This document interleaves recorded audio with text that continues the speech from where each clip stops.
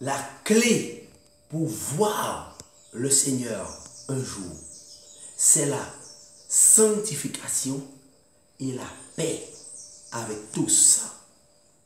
Ceci est la deuxième partie de ce message.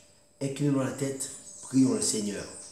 Notre Dieu, notre Père, nous te disons merci de ce que tu nous as envoyé, ce message, et de ce que tu nous montres comment faire pour te voir un jour. La seule manière dont nous pourrons te voir un jour. Parle-nous aujourd'hui par ton Saint-Esprit au nom de Jésus-Christ et pour sa gloire. Amen. Beaucoup d'entre nous, nous avons ce rêve de voir le Seigneur un jour. D'ailleurs, il y a des êtres humains qui ont eu le privilège de voir le Seigneur de leur vivant.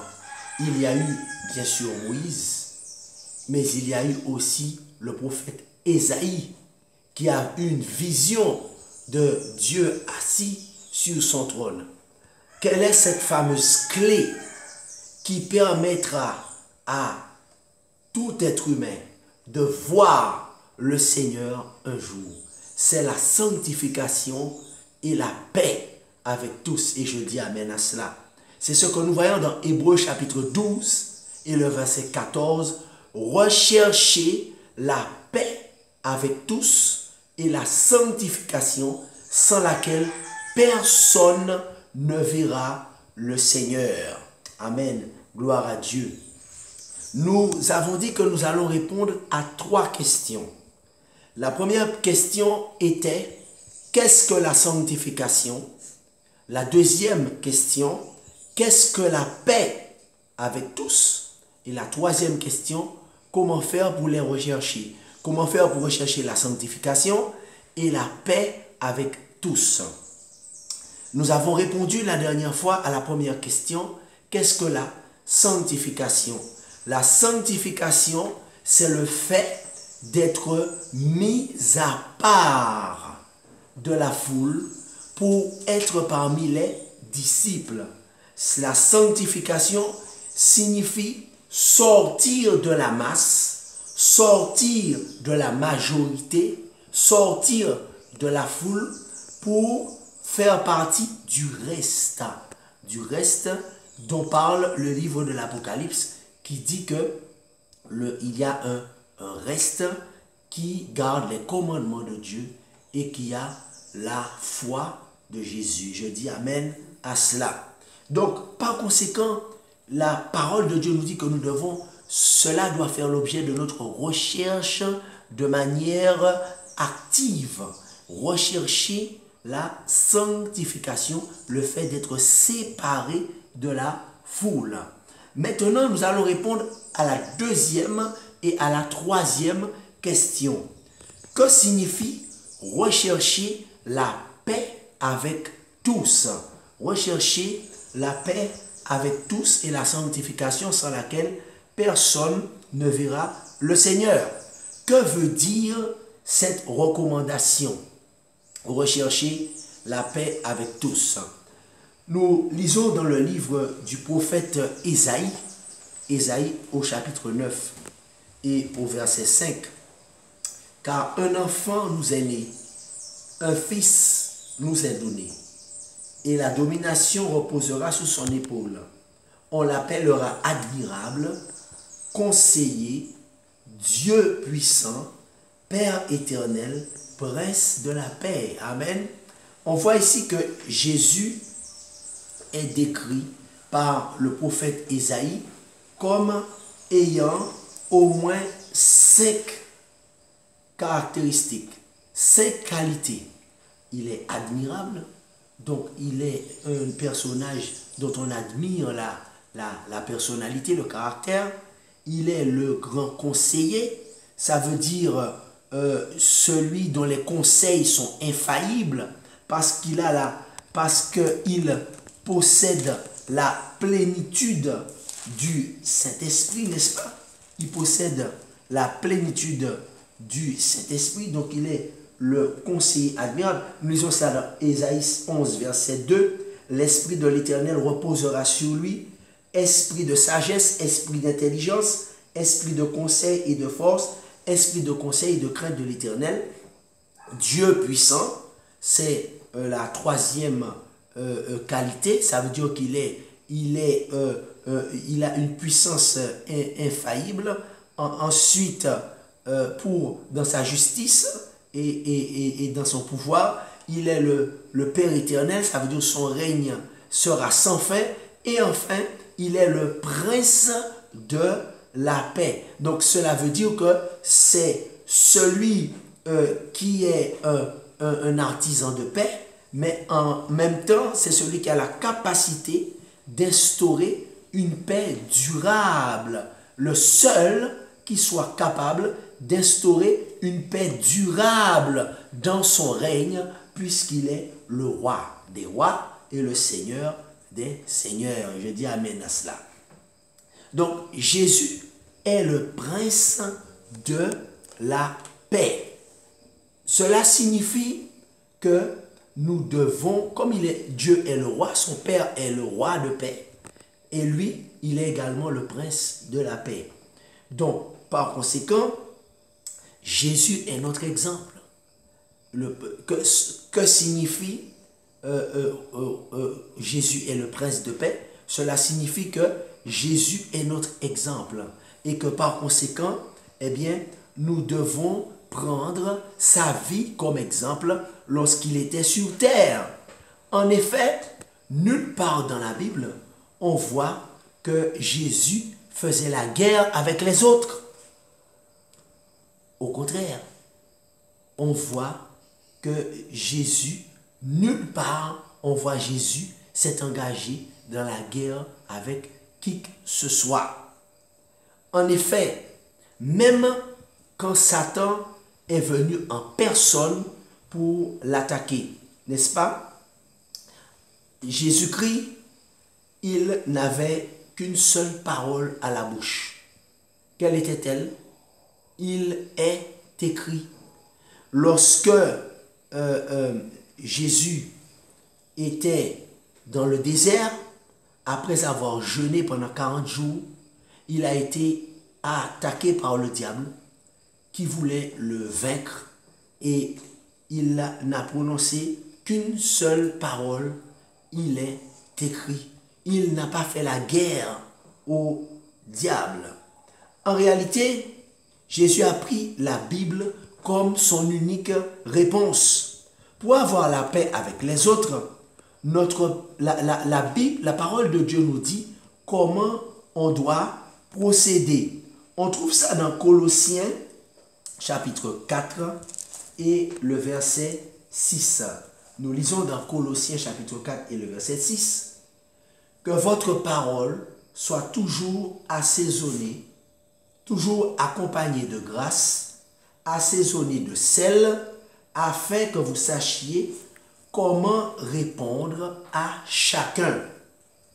En effet, notre parole, pour avoir la paix avec les autres, notre parole doit toujours être assaisonnée de douceur et assaisonnée de grâce, et nous devons toujours répondre par « il est écrit ». N'est-ce pas? Comme ceux qui nous attaquent, parfois, ne peuvent pas nous contredire. Eh bien, la Bible, qui est la parole de Dieu, nous devons l'utiliser parce que nous utilisons la Bible pour leur répondre. Il est écrit. Et à ce moment-là, ils ne peuvent pas nous contredire.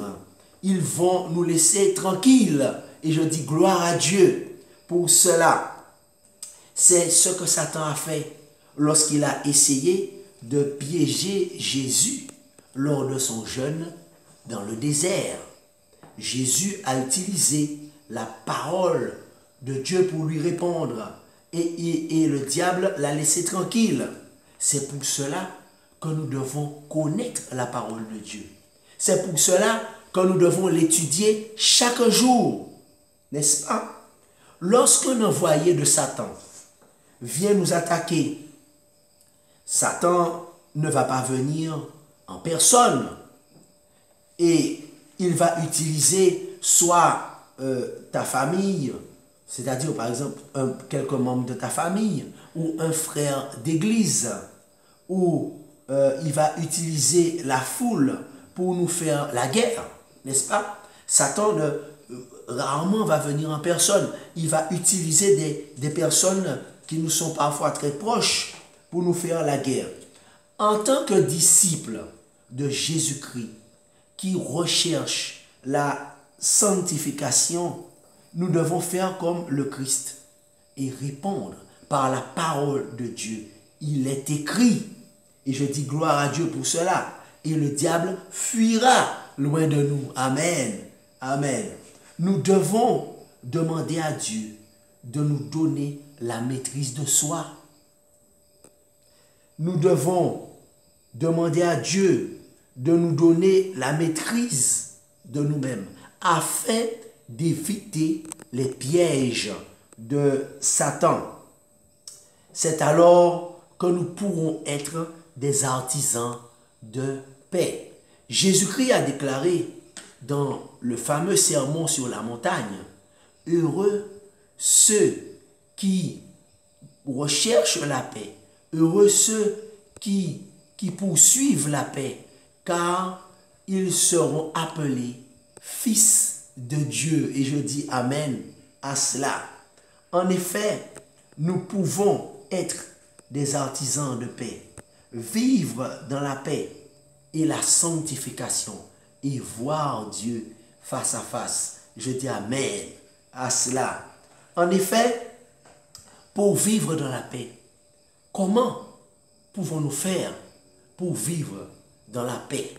La paix est un état qui est particulièrement enviable, particulièrement agréable, particulièrement recherché un peu partout, sur tous les continents, dans tous les pays et dans beaucoup de foyers.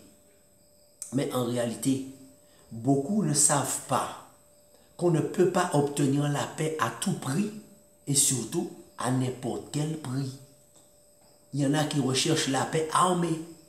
Il y en a qui recherchent la paix par la dissuasion nucléaire.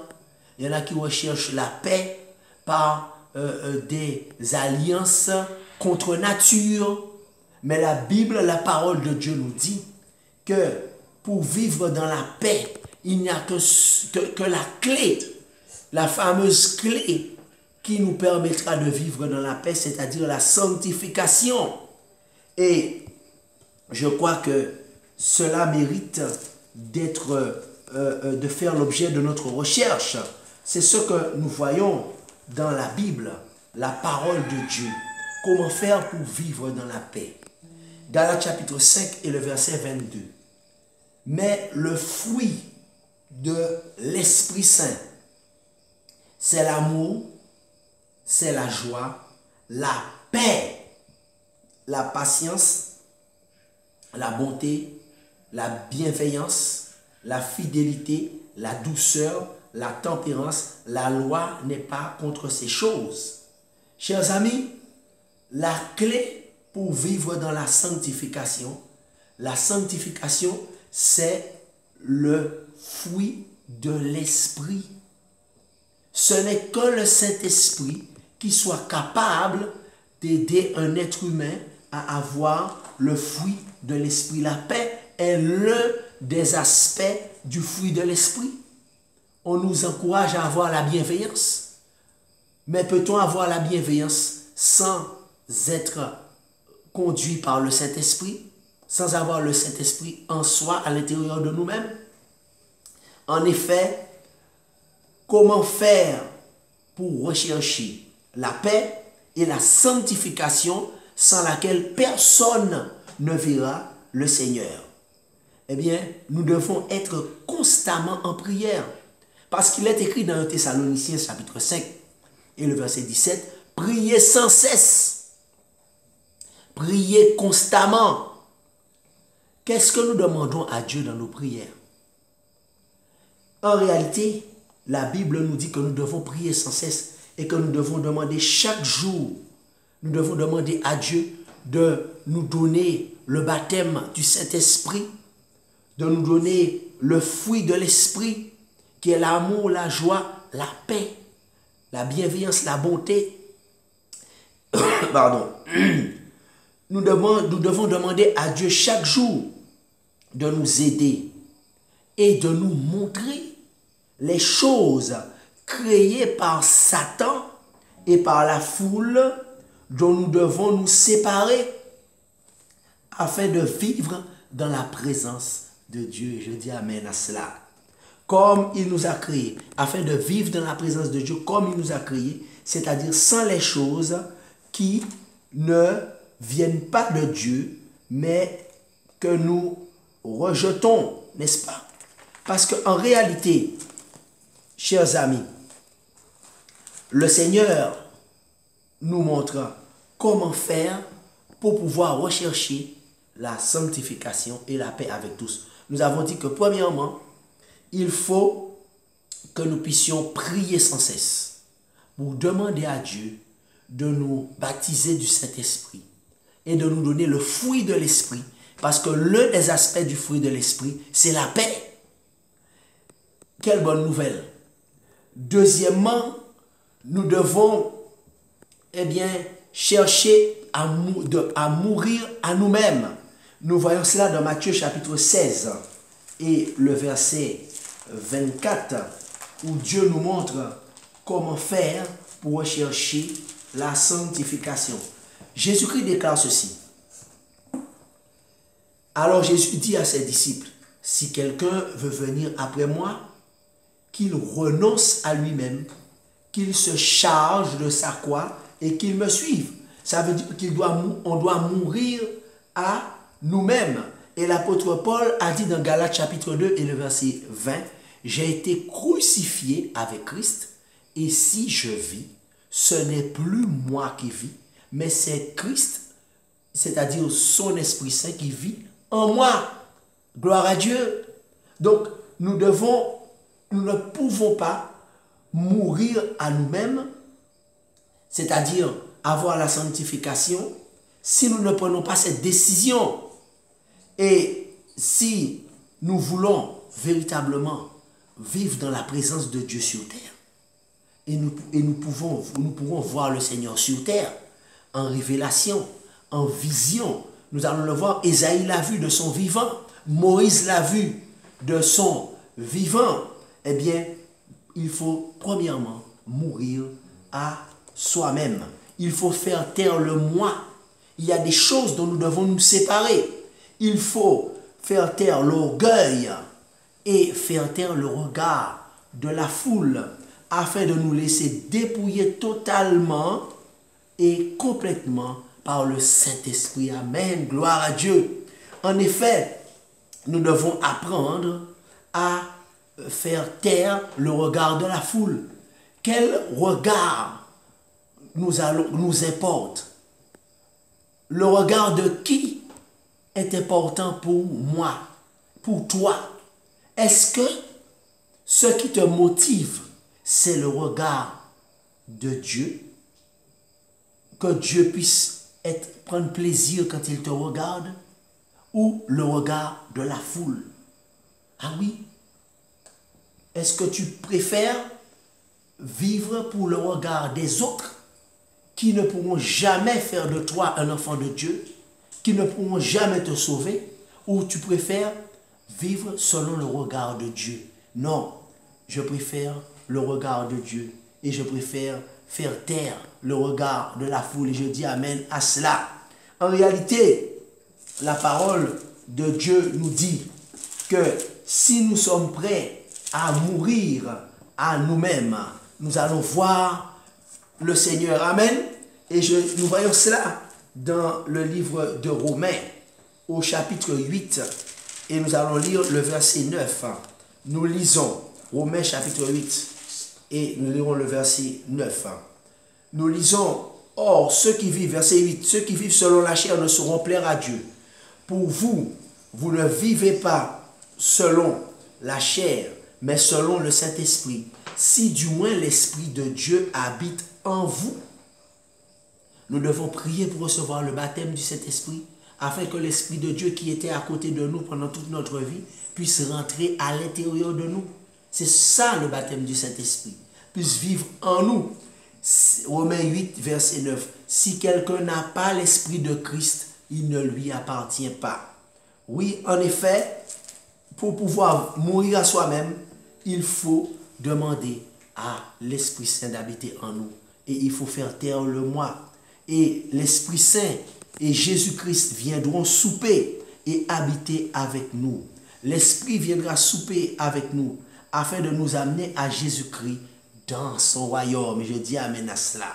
Oui, en effet, il va nous amener dans son royaume. Et l'Esprit Saint va enlever tous nos défauts.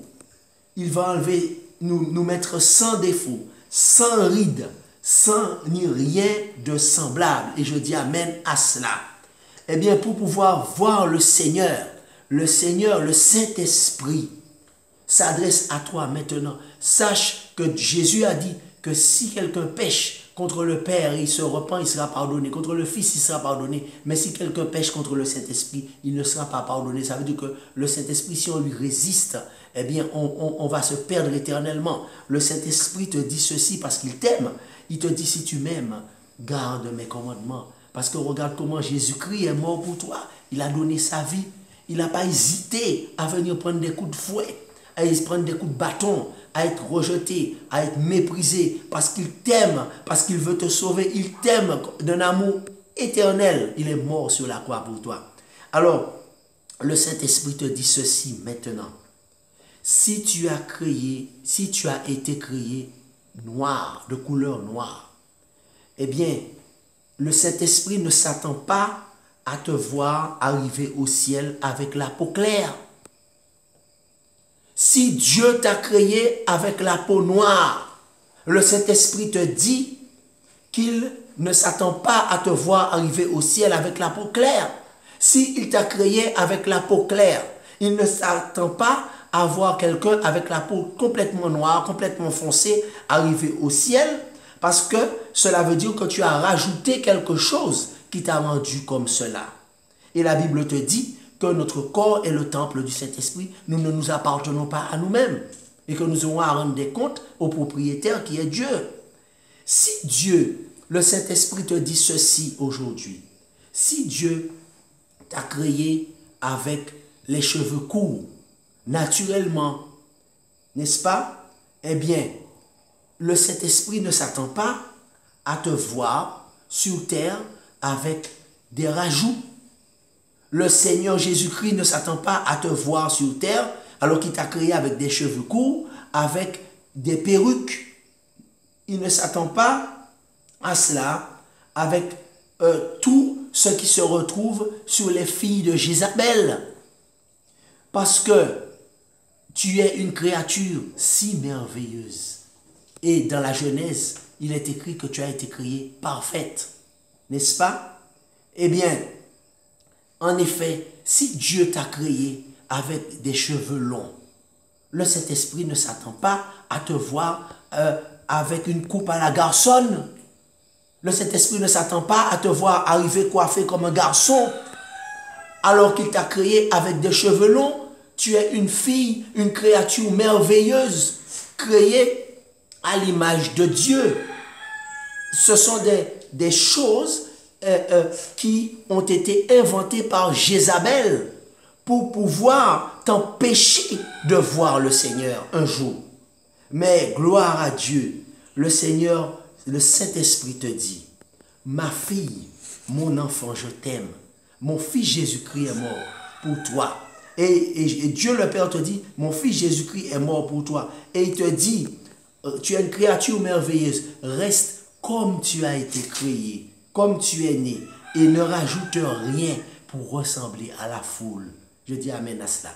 Ne cherche pas à ressembler à la masse, à suivre les modes inspirés par les satanistes, par les jézabéliens, par les lucifériens. Mais en réalité, il te dit dans Jean chapitre 17, Jésus te dit, car nous sommes dans le monde, mais nous ne sommes pas du monde.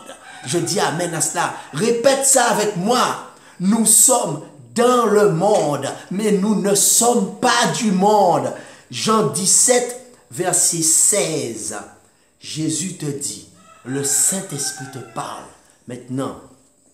Et il te dit, en effet, que tu verras le Seigneur. Le titre du chant. Oui, je le vois. Oui, je le vois. Si tu recherches la clé pour voir le Seigneur, tu le verras de ton vivant. Tu le verras parce que tu as obtenu la clé, la sanctification et la paix avec Christ. Oui, je le vois.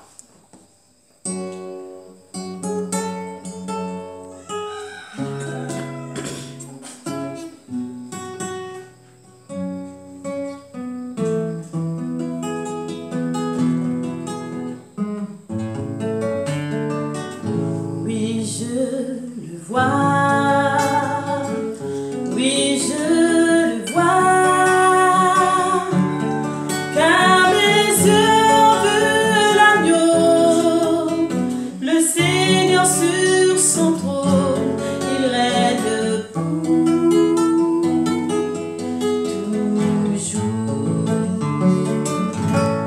Car mes yeux ont vu l'agneau, le Seigneur sur son trône, il règne toujours.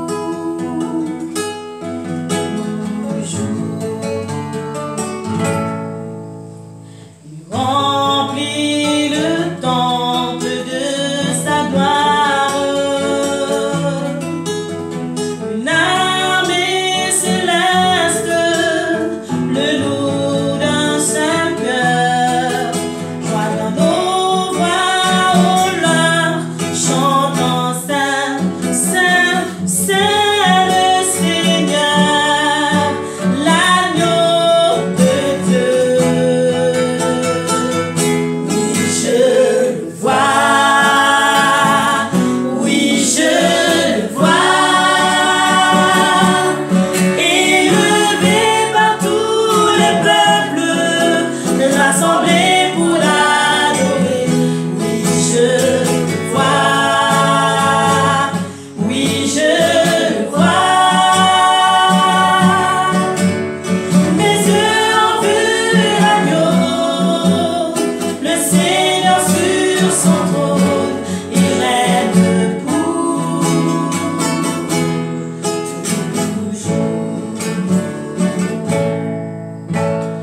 Remplit le